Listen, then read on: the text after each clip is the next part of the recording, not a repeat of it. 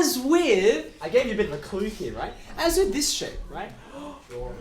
You have a choice when you have a shape and you're like, I don't know how to deal with it. By the way, the reason why it's tricky is because the area, and I had this conversation at the back, the area of a parallelogram, at least the way you learnt it, is base times perpendicular height, right? Now base, number one, like base is any of these sides, but you don't have it in a nice form, right? You don't know what this length is except by appealing to the distance formula, which gives you some kind of algebraic mess. Even if you work out what that is, then how do you work out the perpendicular height? You can learn the perpendicular distance formula, and you can take one of these points and then work out the equation of this line and then work out that distance with the absolute value. But really? Okay. Yeah. So you don't want to go there. Okay? There's a simpler way.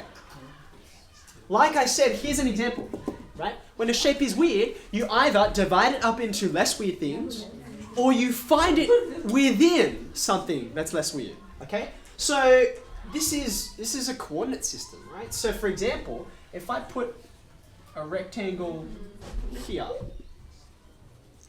okay? Now that looks a bit weird, but again, I can divide this up pretty easily, can't I? I know heaps of lengths here. Example, have a look down here. See this triangle? You know how big that triangle is, right? What are the dimensions of this triangle?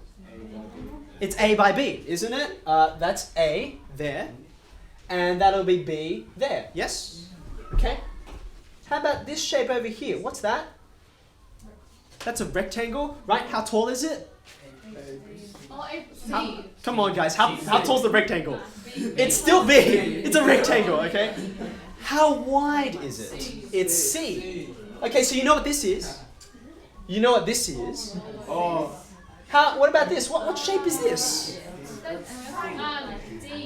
It's a triangle with, what's its base? It's still C. What's the height? Oh my god. Now, I'll keep going just because I can, but you don't need any more, do you? Because this shape is symmetrical, right? So you, for example, you have a look up here, right? What's this guy? This triangle here. Do you recognize it from somewhere? Looks like it's A by B, right? Isn't it? And then you have a look over here. That's going to be, yeah, B by C, yeah, C by B, okay? And then this one, look, its vertical coordinate is D, right? You're done. Okay, so, watch. No distance formula, no Pythagoras, no trig, okay? What's the area of the big rectangle? A plus C times B plus B. Yep. Okay, so what do I have to take away to leave me with the parallelogram? Start with the easy things. I got two rectangles, right? What are the area of the rectangles? What else do I have to take away? I have to take away two triangles with this dimension, right? Which is half AB, right? And then I've got two more triangles to get rid of, right? What are the dimensions of that? Half CD, CD, CD. Yep. Okay. All right. Expand for me.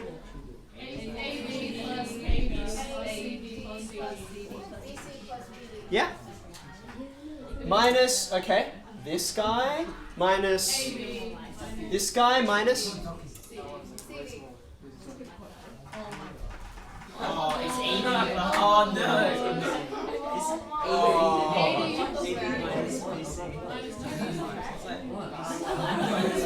Can't be. What? Hold on. BC, you can take away. There's going to be one of these left. That's a C. That should be a C, right? That's a C. AD. What? Yeah.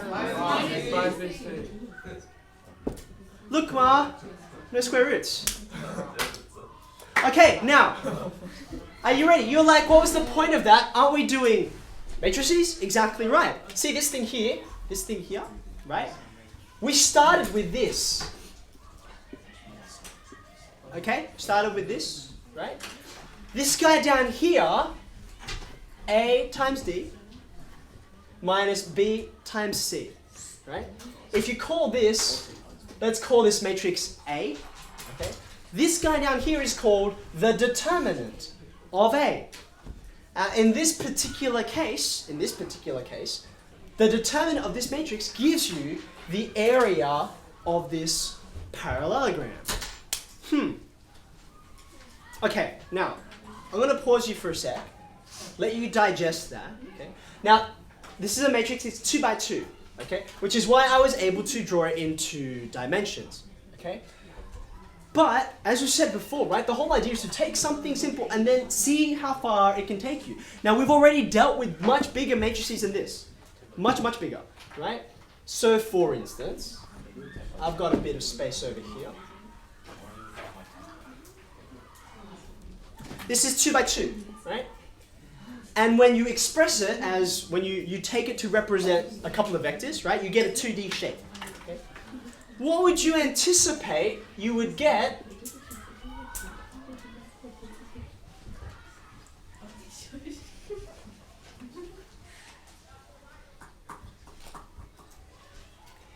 if I gave you instead a matrix like this? What would you think that that's referring to?